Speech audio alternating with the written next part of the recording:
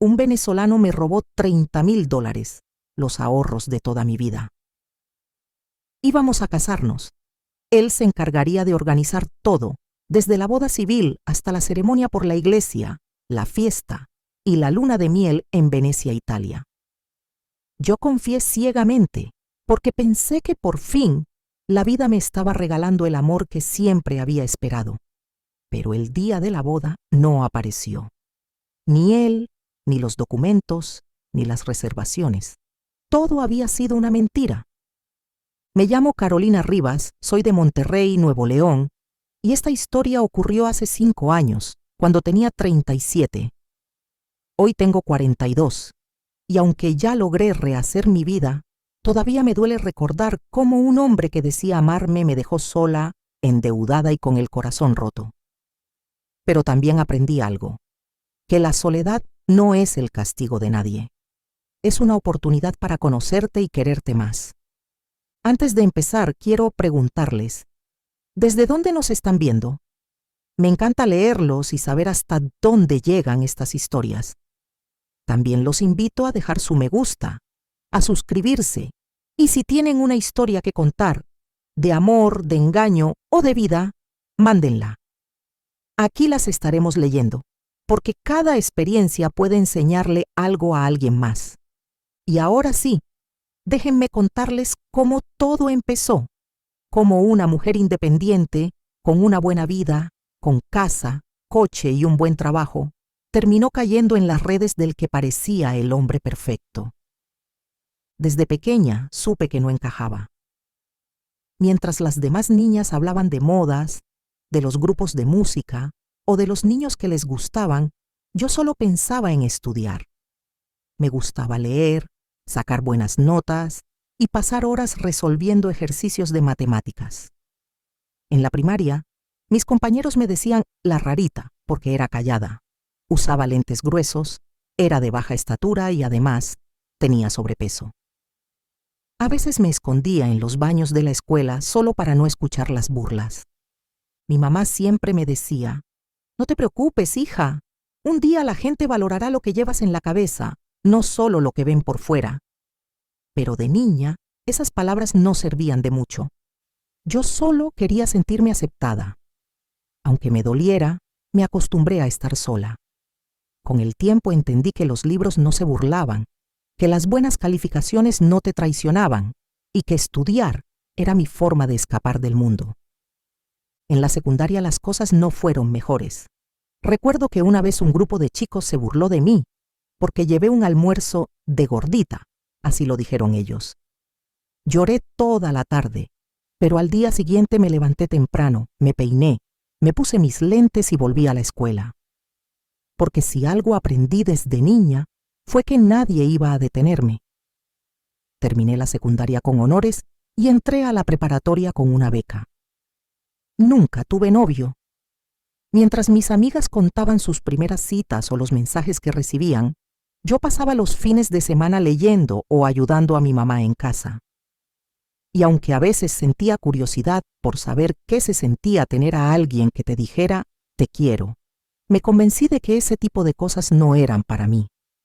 Mi refugio fue siempre el estudio, y así fue como terminé siendo la primera de mi familia en ir a la universidad. Entré a la universidad a los 18 años para estudiar administración de empresas. Era un sueño cumplido. Sentía que por fin todo mi esfuerzo estaba dando frutos. Ahí, por primera vez, empecé a sentirme un poco más segura de mí misma. Mis compañeros me respetaban, y aunque seguía siendo reservada, comencé a hacer amigos. Fue en segundo semestre cuando conocí a Héctor, mi primer y único novio. Tenía 22 años y era todo lo que yo no era: extrovertido, divertido y de sonrisa fácil. Nos conocimos en una exposición grupal y recuerdo que él se ofreció a ayudarme a cargar unos materiales. Empezamos a hablar y poco a poco nuestras charlas se volvieron rutinarias. Me preguntaba cómo estaba, me esperaba a la salida y por primera vez alguien me hacía sentir vista.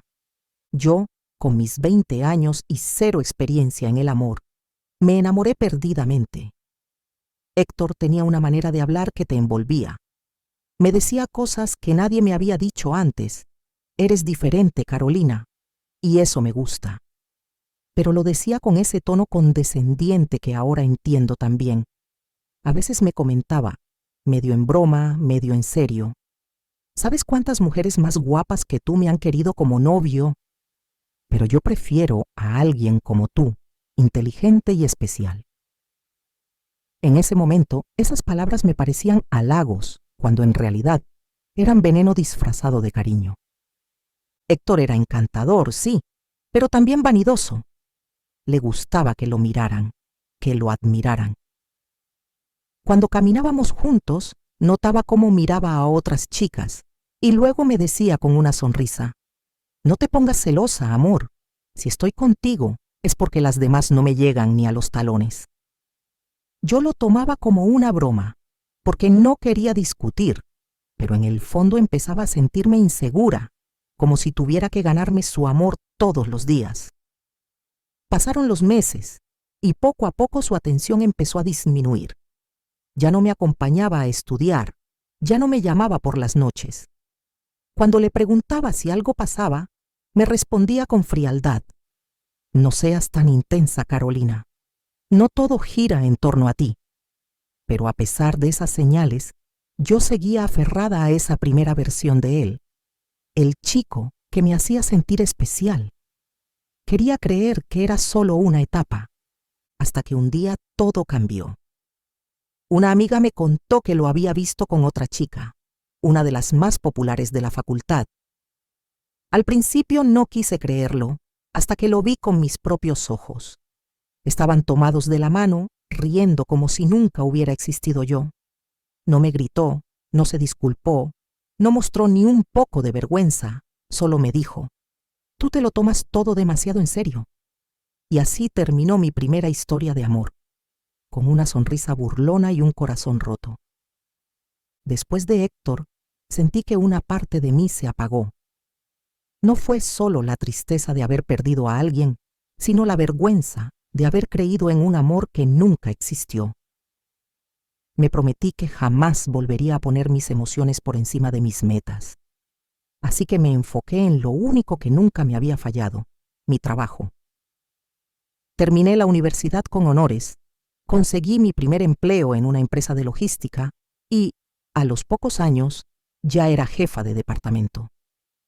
Mientras mis amigas hablaban de sus compromisos y bodas, yo hablaba de proyectos, presupuestos y ascensos. Me sentía orgullosa, pero también sola. A veces, cuando llegaba a casa después de un día largo, miraba el sofá vacío y me preguntaba si de verdad eso era lo que quería. Pero enseguida me convencía de que sí. El amor no paga cuentas, solía decirme frente al espejo. Y así, poco a poco, me fui acostumbrando a vivir solo para mí. A los 30 años ya había comprado mi propio coche y a los 33 mi primera casa. Era una mujer independiente, fuerte, con una vida cómoda. Mis padres estaban orgullosos, mis amigos me admiraban. Pero cuando alguien me preguntaba por mi vida amorosa, sonreía y cambiaba de tema. En el fondo seguía sintiendo miedo. Miedo de volver de entregar mi confianza, de ser utilizada, de volver a sentirme la rarita que no merecía amor. Así pasaron los años, hasta que cumplí 35. Era una tarde de sábado. Estaba aburrida en casa viendo series, cuando una amiga me escribió: Carolina, tienes que bajarte una app de citas. Hay hombres buenos, te lo juro.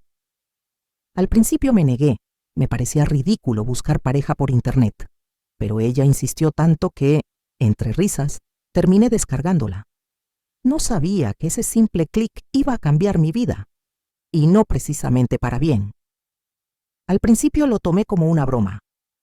Subí un par de fotos, nada provocativas, solo yo sonriendo en la oficina o tomando café, y escribí una pequeña descripción.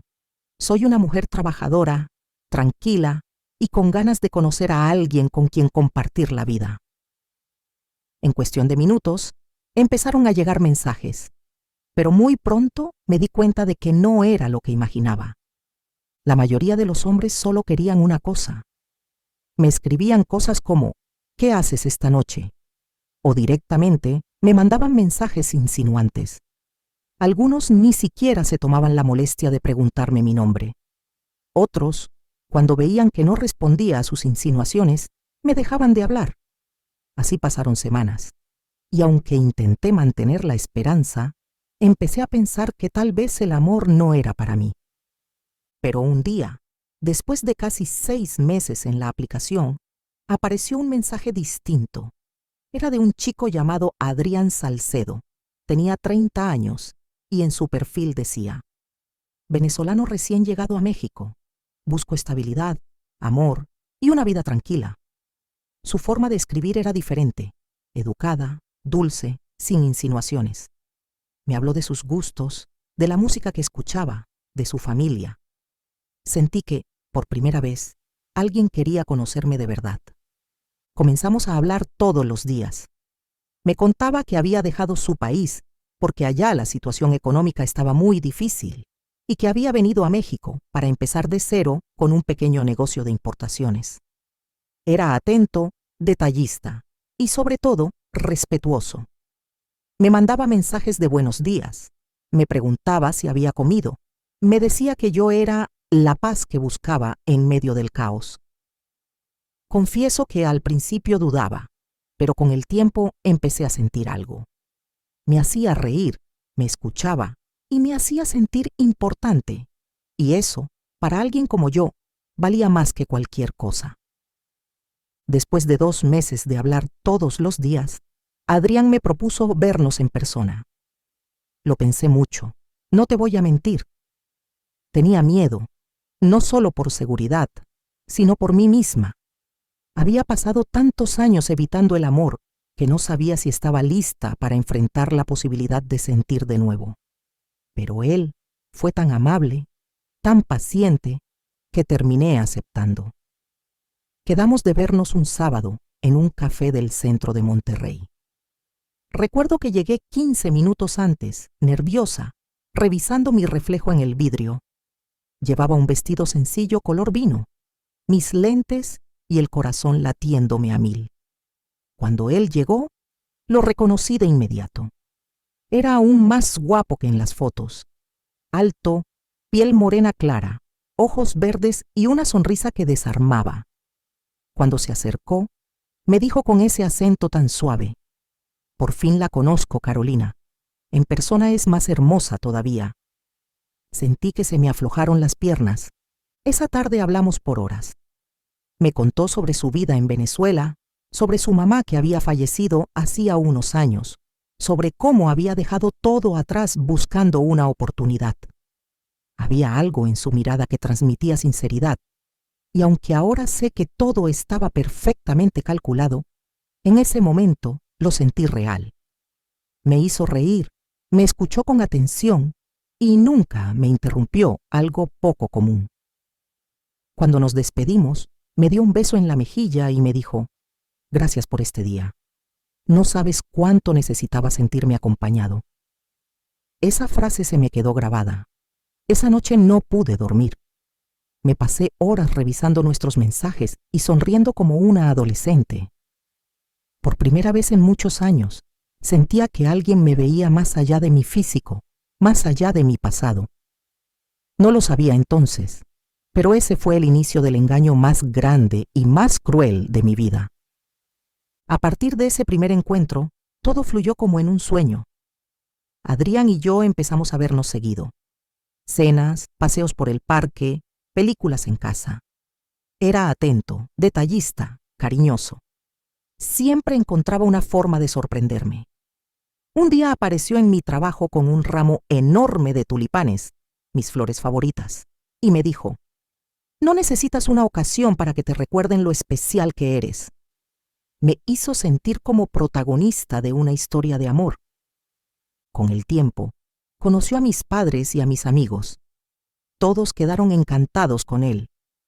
Mi mamá decía: ese muchacho tiene buenos modales, se nota que te quiere. Y yo lo creía, porque lo veía reflejado en sus gestos. Me abría la puerta del coche, me tomaba de la mano al cruzar la calle me escribía mensajes antes de dormir. Por primera vez en mi vida, sentía que alguien me cuidaba, que no tenía que fingir ni competir. Él hablaba de su trabajo como si fuera algo muy prometedor, pero nunca presumía de dinero, al contrario, era humilde. Decía que no le importaba lo material y que su mayor sueño era formar una familia. Esa frase me tocó el alma. Yo, que tantas veces había temido quedarme sola, empezaba a imaginar un futuro con él. Recuerdo una tarde, mientras caminábamos por el Paseo Santa Lucía, me tomó de la mano y me dijo: «Carolina, te prometo que contigo quiero hacer las cosas bien. No te voy a fallar». En ese momento, sentí que todo valía la pena. Los años de soledad, las decepciones, las noches de lágrimas. Pensé que el destino finalmente había sido justo conmigo. No sabía que detrás de esa sonrisa y esas promesas se escondía un hombre capaz de destruir todo lo que yo había construido con tanto esfuerzo. Después de casi 2 años de relación, sentía que Adrián era el indicado. Tenía 37 años y, honestamente, creía que si no me casaba entonces, ya no lo haría nunca. Habíamos hablado de formar una familia, de tener hijos, incluso de comprar una casa más grande. Él era tan dulce cuando hablaba del futuro. Decía cosas como: «No me interesa casarme por interés, Caro. Me quiero casar contigo porque eres la mujer de mi vida». Y yo, ingenuamente, lo creí. Mis padres también estaban felices. Lo veían como un buen hombre, alguien respetuoso y trabajador. Mis amigas me decían que se notaba lo enamorado que estaba. Todo parecía perfecto. Recuerdo que en diciembre de ese año, durante la cena de Navidad, él me tomó de la mano frente a todos y dijo: «El próximo año, si Dios quiere, Carolina y yo estaremos casados». Todos aplaudieron, y yo no pude evitar llorar. Fue uno de los momentos más emocionantes de mi vida. Yo trabajaba mucho en esa época. La empresa donde estaba pasaba por un mal momento y tenía jornadas de hasta 12 horas. Adrián, en cambio, decía que su negocio le permitía manejar sus horarios. Por eso, cuando propuso encargarse de los preparativos de la boda, me pareció un gesto de amor. «Tú solo trabaja tranquila, mi vida», me decía. «Yo me encargo de todo. Quiero que solo llegues al altar a disfrutar». Empezamos a planificar cada detalle: la boda civil, la ceremonia en la iglesia, el salón para la fiesta y la luna de miel en Venecia, Italia. Él se veía emocionado, tomaba notas, hacía llamadas, visitaba lugares. Me mostraba cotizaciones y presupuestos, y aunque me parecían altas, confiaba en él. Habíamos acordado que yo cubriría los gastos. Después de todo, tenía más estabilidad económica. Pero él me prometió que, una vez su negocio creciera, me lo devolvería todo. Yo le creí. Porque cuando una mujer ama, no piensa en dinero, piensa en construir una vida. Adrián tenía una manera muy hábil de convencerte. No te pedía las cosas directamente, te hacía creer que todo era por el bien de los dos. Me decía cosas como: «No quiero que te preocupes por trámites ni por pagos, amor. Tú trabajas mucho, y yo tengo tiempo para organizarlo todo. Déjame hacerlo.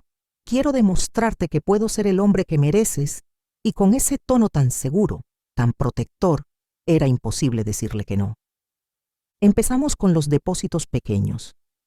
Primero fueron los anticipos para el salón, luego la renta del lugar donde haríamos la boda civil, después el pago al fotógrafo y la agencia de viajes para la luna de miel. Me mostraba comprobantes, presupuestos, facturas. Todo parecía en orden. Incluso me enseñó un correo falso de la supuesta notaría donde se realizaría el enlace civil. Yo estaba tan emocionada que ni siquiera pensé en verificarlo. Cada mes le transfería parte de mis ahorros. En total llegué a entregarle cerca de $30,000, el dinero que había guardado por años de trabajo. No lo hice con miedo ni con duda. Lo hice convencida de que era una inversión para nuestro futuro. Cuando mis padres me preguntaron si no era mejor que yo manejara el dinero, me reí y les dije: Mamá, papá, Adrián no es como los demás, es distinto, puedo confiar en él. En retrospectiva, me doy cuenta de que todo estaba fríamente calculado. Cada palabra, cada gesto, cada promesa. Cuando me abrazaba y decía, no te preocupes, mi vida, yo me encargo de todo, lo que realmente estaba haciendo era construir la mentira más grande que alguien me haya hecho creer. Pero en ese momento, yo solo veía amor. Y no sabía que lo que estaba firmando, sin querer, era la sentencia de mi propia ruina. El día de la boda amanecí más nerviosa que nunca. Había dormido apenas 3 horas, entre la emoción y el miedo de que todo saliera perfecto. Mi vestido estaba colgado en el armario desde hacía semanas, blanco, elegante, con encaje fino. Mis padres estaban felices, mis amigas me escribían deseándome suerte. Adrián me había dicho la noche anterior, te amo, Carolina, mañana empieza nuestra vida juntos. Recuerdo esas palabras con un nudo en la garganta, porque fueron las últimas que escuché de él. Salí de casa temprano con mis papás, rumbo al lugar donde supuestamente nos casaríamos por lo civil. Llegamos al sitio y lo primero que noté fue el silencio. No había decoración, no había invitados, no había música. Pregunté por la reservación a una recepcionista y me miró confundida. Señora, aquí no hay ningún evento registrado con ese nombre. Pensé que había un error. Llamé a Adrián, 1 vez, 2 veces, 10 veces. El teléfono sonaba apagado. Corrí a la iglesia donde supuestamente se realizaría la ceremonia religiosa y pasó lo mismo. Nadie sabía de nosotros. Ningún contrato, ninguna fecha reservada, ningún anticipo. Sentí cómo el suelo se me iba de los pies. Lloré frente a la iglesia vacía con el ramo en las manos, mientras mi mamá trataba de abrazarme sin entender qué estaba pasando. En ese momento no quería creerlo. Pensé que tal vez había tenido un accidente, que algo malo le había pasado. Pero cuando llegué a casa y revisé mis cuentas, me di cuenta de la verdad. Las transferencias estaban hechas, todas a su nombre. Revisé su número, su correo, sus redes sociales. Todo había desaparecido. Había borrado hasta las fotos que teníamos juntos. En cuestión de horas, el hombre al que amaba había dejado de existir, y con él se había llevado todos mis ahorros y una parte de mí, que tardaría años en volver a confiar. Los días siguientes fueron una pesadilla. No comía, no dormía, no quería hablar con nadie. Me pasaba las noches revisando una y otra vez los mensajes de Adrián, buscando alguna pista, alguna señal que me dijera que todo había sido un malentendido. Pero no había nada. Su número seguía apagado, su perfil en la aplicación había desaparecido y nadie, ni mis amigos, ni mis conocidos, sabía nada de él. Una semana después, decidí ir a la policía. Llegué con una carpeta llena de comprobantes, transferencias y capturas de pantalla. Le conté todo al oficial, cómo lo conocí, cómo me enamoré y cómo me robó. Me escuchó con cara de lástima y me dijo, «No es la primera vez que pasa, señora. Estos casos son difíciles, pero abriremos una investigación». Puse la denuncia con la esperanza de que, de alguna forma, lo encontrarían. Me dieron un número de expediente y me dijeron que me llamarían cuando hubiera avances. Han pasado 5 años y esa llamada nunca llegó. El caso sigue abierto pero sin resultados. La policía nunca logró localizarlo. Según me dijeron, probablemente usaba un nombre falso. A veces pienso que tal vez todo, absolutamente todo, fue una mentira. La parte más dura fue enfrentar a mi familia y a mis amigos, porque ellos ya estaban allí. Todos habían llegado arreglados, sonrientes, con regalos y flores. Mi mamá llevaba un vestido azul cielo que había elegido con tanta ilusión. Mis amigas estaban tomando fotos en la entrada del salón, esperando a que yo llegara en el coche nupcial. Cuando les dije que no había boda, que Adrián no se había presentado, el silencio fue devastador. Nadie decía nada, solo se escuchaban los murmullos y los pasos apresurados de la gente que salía del lugar. Tuve que mirarlos a todos a los ojos y admitir la verdad. El hombre del que hablaba con tanto orgullo, el que me prometió una vida juntos, me había robado todo. No solo mis ahorros, sino mi dignidad, mi ilusión y la fe en el amor. Algunos se acercaron a abrazarme, otros simplemente se quedaron parados sin saber qué decir. Pero la mirada de pena, esa mezcla de compasión y vergüenza ajena, fue lo que más me destrozó. En ese momento entendí que mi historia de amor se había convertido en una historia de burla. Después de la boda que nunca fue, me hundí. No tengo otra palabra para describirlo. Dejé de salir, dejé de comer, dejé de reír. Pasé semanas enteras encerrada en mi casa, viendo las flores marchitarse en los floreros que los invitados habían dejado. Cada rincón me recordaba a él. Los itinerarios impresos, los mensajes, las promesas. Todo se convirtió en una herida abierta que tardó años en cerrar. Mis papás me insistieron en ir a terapia, y aunque al principio me negaba, al final acepté. Fue lo mejor que pude haber hecho. En esas sesiones entendí que lo que más dolía no era el dinero perdido, sino la traición emocional. Había confiado ciegamente en alguien que me vio como una oportunidad, no como una persona. Mi terapeuta me dijo una frase que jamás olvidaré. A veces los manipuladores no te roban cosas, te roban versiones de ti que amaban vivir. Y tenía razón.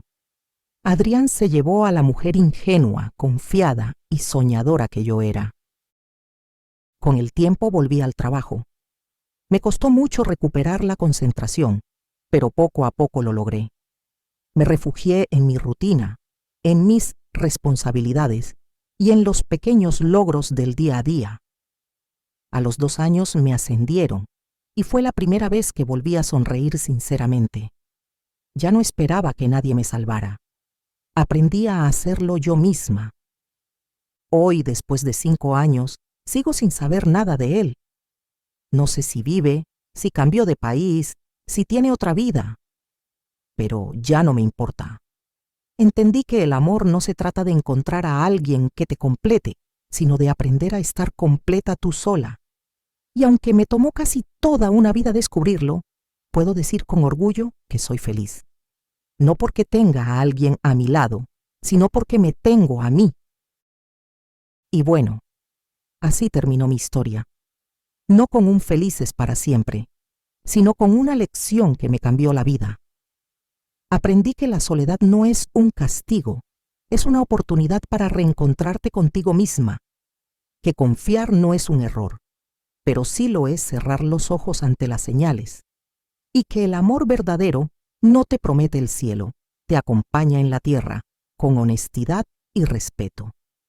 Quiero dejar algo muy claro. No tengo nada en contra de los venezolanos. La maldad no tiene nacionalidad. Gente buena y mala hay en todos los países, en todas partes del mundo. Solo quise compartir el nombre y los datos de la persona que me engañó, Adrián Salcedo, por si alguien más lo conoce o si está intentando hacer lo mismo con otra mujer. Si lo han visto o saben algo, por favor, mándenme un mensaje. No busco venganza, solo justicia. A todas las mujeres que me están escuchando, nunca bajen la guardia. No permitan que el deseo de ser amadas las haga ignorar las señales del peligro. Si alguien las hace sentir menos, si las manipula, si las controla con palabras dulces, aléjense. El amor no duele, ni se compra, ni se mendiga. Y antes de irme, quiero agradecerles por quedarse hasta el final. Cuéntenme en los comentarios desde dónde nos están viendo y si tienen una historia que quieran compartir, mándenla. Aquí la leeremos, porque cada historia, por más dura que sea, puede ayudar a alguien más a abrir los ojos. No olviden dejar su me gusta, suscribirse y activar la campanita para escuchar más historias reales como esta. Yo soy Carolina y esta fue mi historia. Nos escuchamos en la próxima. Hasta pronto.